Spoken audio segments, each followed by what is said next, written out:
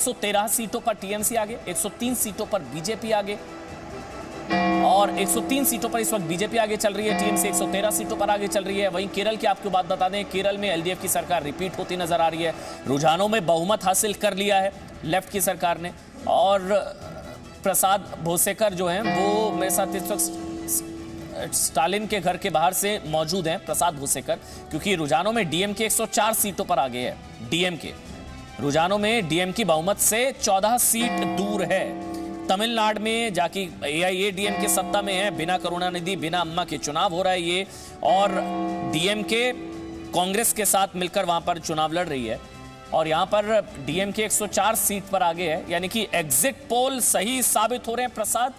Exit poll में भी DMK को बहुमत दिखाया गया था।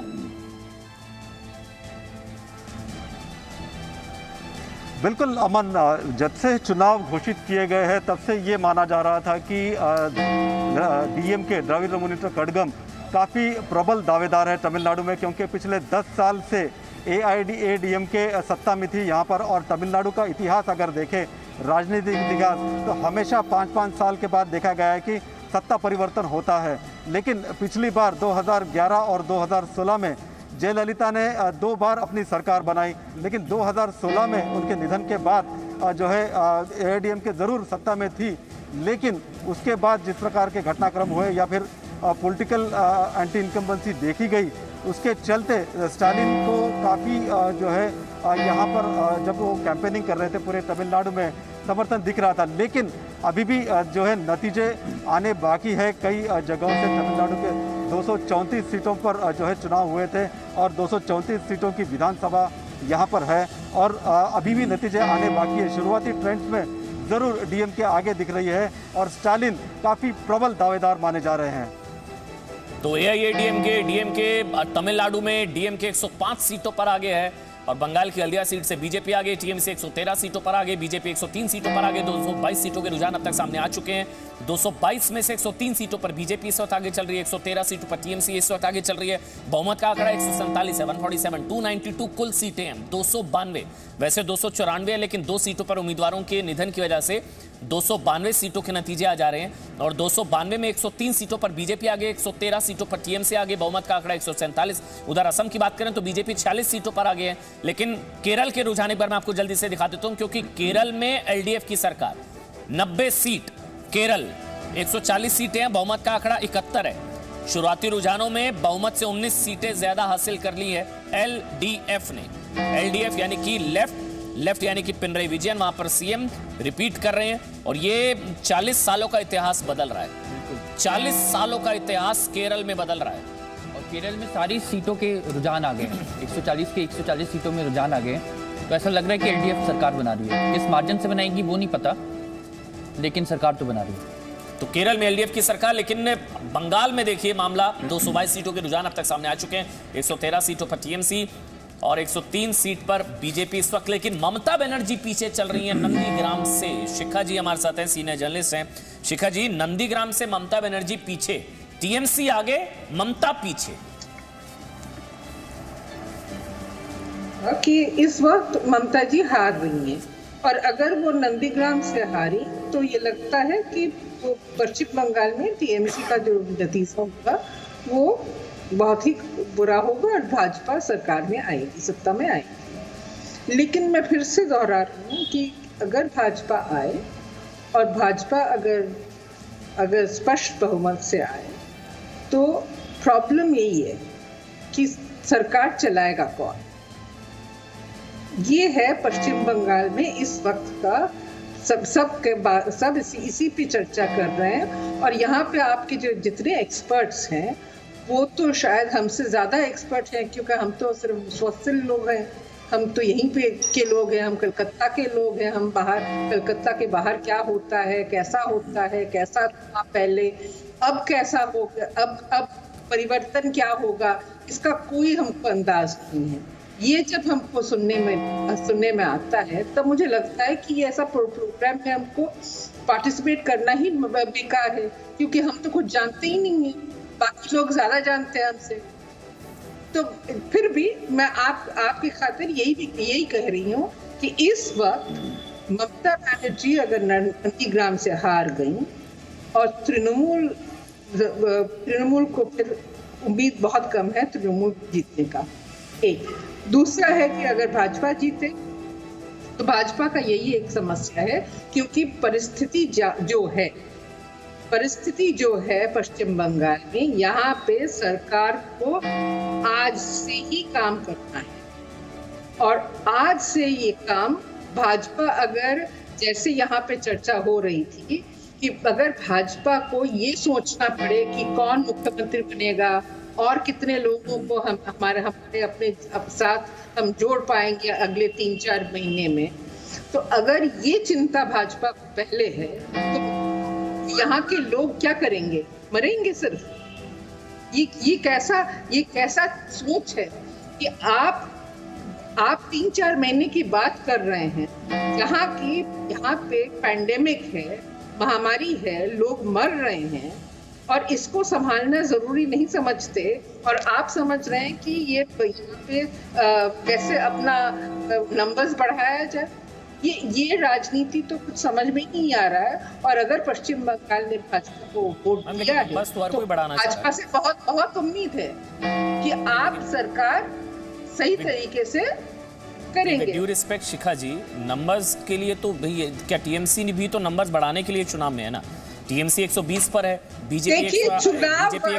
आप चुनाव लड़के आप नंबर्स बढ़ाइए, लेकिन ये क्या कि अगले 3-4 महीने, मैंने एक प्रवक्ता को सुना है कि वो कह रहे हैं कि अगले 3-4 महीने में आप देखिए अगर 152 सीट्स आती हैं तो ये आंकड़े बढ़ जाएंगे, अगले 3-4 महीने में ये बदलाव बदल जाएगा। ये क्या चर्चा है?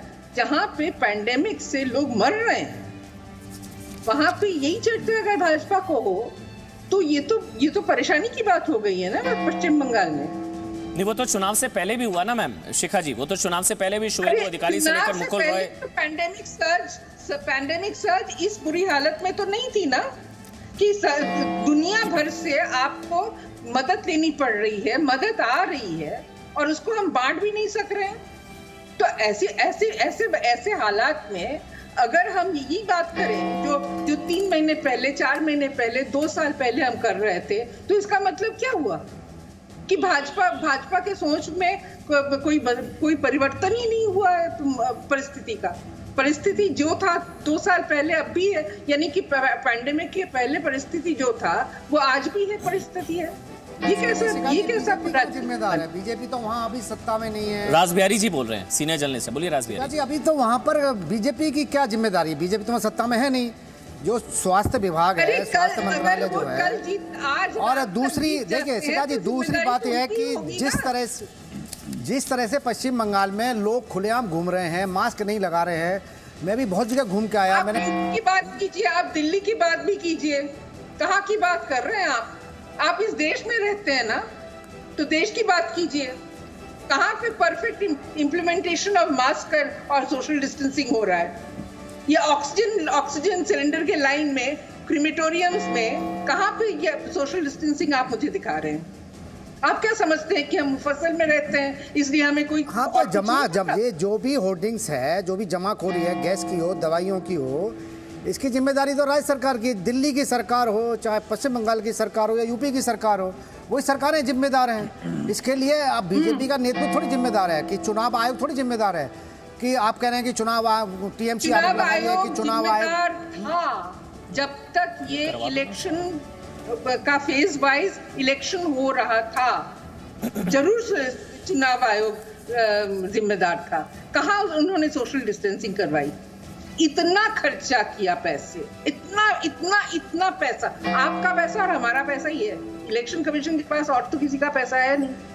लेकिन इलेक्शन कमीशन ने लेकिन शिखा जी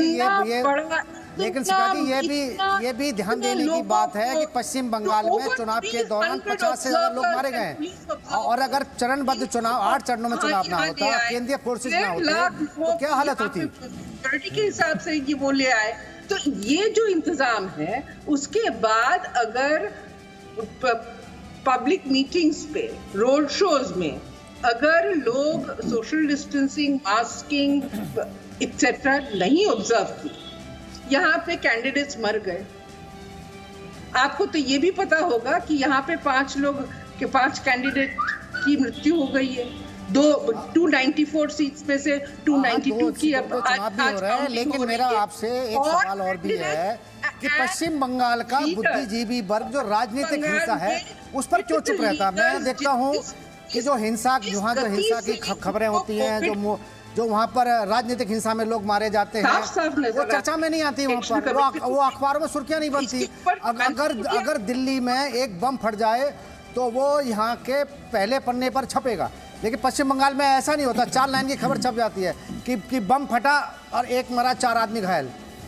लेकिन ये बंगाल में जो परंपरा है ये क्यों है? राज बिहारी जी, आप हमसे बहुत बहस कर सकते हैं ये वायलेंस, बम फटना इत्यादि पे, लेकिन ये पश्चिम बंगाल है। पश्चिम बंगाल का ये अपना एक राजनीति है। पश्चिम बंगाल से ये राजनीति आप खुद आप अगर हमको बताएं किस पार्टी ने नहीं किया है। मेरा सवाल आप लोगों से यही है कि पश्चिम बंगाल में अगर टीएमसी ने बम फटाया है तो भाजपा ने भी बम फटाया है। अगर टीएमसी ने धमकी दिया है तो भाजपा कुछ कम धमकी नहीं दिया है। भाजपा के जो यहाँ पे के प्रेसिडेंट है उन्होंने तो कहा है, साफ कहा है। नहीं, बिल्कुल ठीक है। हम क्या हाथ मिनिस्टर पर भी क्रूड बम से अटैक हुआ था। हम तो मुकाबला करेंगे। टीएमसी मिनिस्टर पर भी क्रूड बम से अटैक हुआ था। ये भी एक सवाल है। इसीलिए तो 8 चरणों में चुनाव जरूरी था ना। आप जो एक्चुअल जो प्रॉब्लम है कि भाजपा सत्ता में आती है और उस वक्त कल आज रात तक अगर भाजपा जीतती है तो सत्ता उसके हाथ में है, तो चली जाती है। और ये सत्ता जब उनके हाथ में फिर चली जाती है तो कहाँ है सरकार? क्योंकि एक चीफ मिनिस्टर की जरूरत होती है और चीफ मिनिस्टर तय करने में अगर टाइम लग जाता है तो लोग क्या करेंगे? यहाँ पश्चिम बंगाल में मरेंगे, वैसे भी मर रहे हैं और ज्यादा मरेंगे। यही तो आप कह रहे हैं। मैं बीजेपी की तरफ से तो नहीं बोल सकता हूँ, लेकिन जो भारतीय जनता पार्टी की अपनी परंपरा रही है कि जहां नए राज्यों में चुनाव लड़ती है, जहां पर उनका पहले से कोई नेता नहीं है, चाहे हम हरियाणा की बात करें, चाहे महाराष्ट्र की बात करें, चाहे हम त्रिपुरा की बात करें, चाहे हम किसी भी राज्य की बात करें, चाहे उत्तर प्रदेश की बात करें, उत्तराखंड की बात करें, वहां पर बीजेपी ने कभी कोई मुख्यमंत्री पद का उम्मीदवार नहीं घोषित किया। मुझे ये समझ में नहीं आ रहा है कि में सरकार नहीं बदलनी चाहिए और आप लोगों को पैंडेमिक की कॉन्टेक्स्ट ही समझ में नहीं आ रहा है। बाबुल सुप्रियो पीछे हो गए टॉलीगंज सीट से। आ रहा हूं शिखा जी, मैं आपके पास आ रहा हूं। टॉलीगंज सीट से अब बाबुल सुप्रियो पीछे हो गए हैं। ममता बनर्जी उधर नंदीग्राम से पीछे चल रही हैं, उधर बाबुल सुप्रियो अब पीछे हो गए। अरूप विश्वास जो हैं वो अब आगे हो गए हैं टॉलीगंज सीट से, क्योंकि सांसद भी चुनाव लड़ रहे हैं। राजीव जेटली कुछ कहना चाह रहे थे, उसके बाद मैं शेफाली वैद्य आपके पास आऊंगा और साथ ही, लेकिन पहले मैं जयपाल आपके पास आ रहा हूं, क्योंकि जयपाल के पास जाना इसलिए जरूरी है क्योंकि केरल में तो एलडीएफ की सरकार हो गई, उधर तमिलनाडु में दक्षिण की राजनीति के लिहाज से डीएमके सरकार बना रही है। ये दोनों एग्जिट पोल में भी यही दिखाया गया था। जयपाल।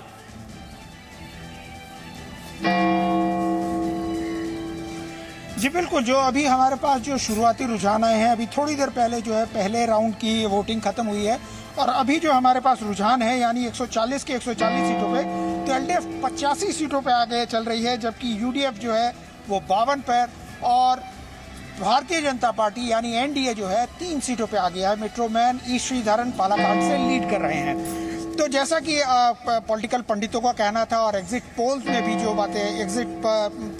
जो बातें निकल के सामने में आई कि एलडीएफ दोबारा सरकार बना रही है, तो लग रहा है ऐसा इस भी के ट्रेंड को देखते हुए कि शायद इतिहास बदलेगा। 40 साल का इतिहास जो रहा है कि पहले एक बार यूडीएफ और दूसरी बार एलडीएफ, वो बदलता हुआ नजर आ रहा है। हालांकि ये काफ़ी शुरुआत है क्योंकि अभी कई राउंड्स की वोटिंग और काउंटिंग और बाकी है, उसके बाद तस्वीर पूरी तरह से साफ होगी। लेकिन फिलहाल ज़रूर, क्योंकि लीड काफ़ी बड़ी है, क्योंकि आप देख सकते हैं कि लगभग 20 से 25 सीटों पर जो है जो एलडीएफ ने लीड को बना करके रखा हुआ है, खास करके तब जबकि राहुल गांधी खुद केरल से सांसद हैं और इस बार उन्होंने जो दक्षिण में यानी तमिलनाडु के साथ साथ केरल पर बहुत ज़्यादा फोकस किया था। उसके बाद अगर इस तरह की तस्वीर उभर करके आ रही है तो कांग्रेस के लिए जरूर ये सोचने की बात है। Presenting B News app available on Google Play and App Store. Download it now.